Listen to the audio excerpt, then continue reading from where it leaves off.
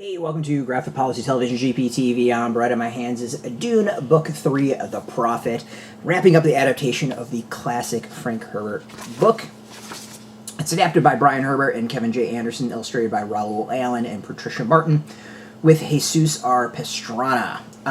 So this is interesting. It takes up, I think, a couple years after... a couple years have gone by. Paul is now in charge of the Fremen or Fremen, whatever. He's got, obviously, his significant other, a kid, sister's been born, and they're kind of plotting to strike back at the Emperor and well, pretty much everyone that screwed over Paul and his family. So, you know, it's the battle, it's the finale, it's the wrap-up of the book. It's interesting. So, I remember watching the original...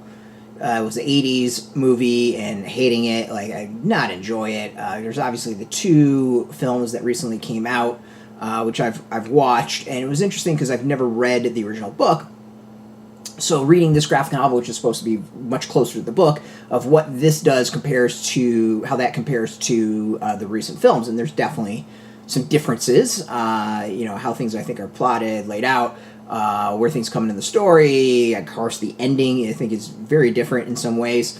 It's interesting like that. So overall, when I reviewed the first book, I said it was just boring and slow. The second book I thought picked up a bit. Third definitely picks up. It's much easier to read. Pacing wise, it goes by really quick. It's no longer explaining every small little detail and gets to the action of plotting. I think my issues with it is, suddenly Paul's this, tactical genius and leader who, obviously can see through time or things that have happened and things that might have happened and did happen and all that. So that's helping him. But, it's kind of just an odd thing of being hey, this guy is completely brilliant and can take on the Emperor. I also think it's a little weird the Emperor just doesn't go and just lays out everyone. I guess the excuse is that they don't want to completely, destroy the spice, is the reasoning. But yeah, I think unlike the films, this helps emphasize a little bit more of, the politicking going on. What's also interesting is, you get the better sense that, not everyone really likes each other, and that there's a lot of backstabbings there. And I think the thing that really kind of, not amazes me, or I think is intriguing about it, is it just kind of leaves things hanging, right? It wraps up the story, at least this phase of the story, and I know there's other books and all that, but, assuming you didn't know those books were coming out when the original came out, I don't know if that's true or not, but assuming you didn't know the other books were coming out when the original came out, it just kind of leaves things hanging, and it doesn't really wrap things up. And I think that's actually really interesting. And the movie's like that too, where it just kind of ends, and you're like, okay. So to me, I think it's a fascinating thing. I think the other thing that's really interesting is obviously you see what Dune has influenced since. Obviously Star Wars, Games Workshop, all this different sci-fi that's come out since. You can definitely see the influences of Dune. Not that Dune is the most original thing in the world. Obviously it's a Messiah story, and we've seen 3 billion of those before Dune even existed. So in that way, Dune's not all that original. But I think it's interesting as a time shot, time shot, and a progression of sci-fi and concepts. I think that's actually the most interesting thing of it all.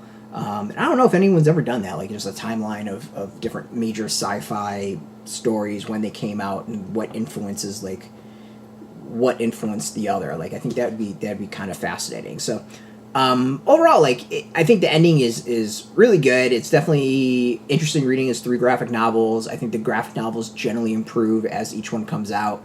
The third is the strongest of them all. The art is awesome at times. There's some really, really fantastic art, and this had some solid art to begin with, but there's some really cool stuff. I really should have marked it off as to where the good art is. There's some really cool art as the story progresses, and the various forces go to clash, and flags are kind of raised. It's interesting. It's really kind of cool.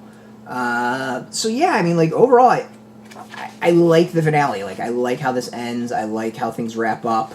Yeah, this is what I was thinking of. Like, I like how things end. I like how it wraps up. I really like the art. It's good. Like, I don't know if this is enough to make me go back and read the original book, but definitely, I would hope... I know there are other books, and I would hope, beyond what Boom has put out, I would hope that maybe we get, like, more graphic novel adaptations of those. I think that would be really cool, and I would happily read those. So, overall, if you've never read the books, 3 graphic novels is probably a good way to go about it. You can go get this. This is out in shops. We got a link beneath this video. Put in your zip code to tell the shops near you. No shop, no problem. We do have some links where you can purchase your own. There'll be affiliate links, so we get a small percentage, and by doing that, you'll support our site. So thank you. And speaking of support, I want to thank Abrams Comicarts for hooking us up with a review copy. And, of course, thank you all for watching. If you're into comics, if you're into graphic novels, check us out every day at graphicpolicy.com. We're on Twitter, Facebook, YouTube, Tumblr, Instagram, TikTok, Mastodon, Threads, Blue Sky, all at Graphic Policy, keeping it nice and consistent. So until next time, keep reading those comics and keep it geeky.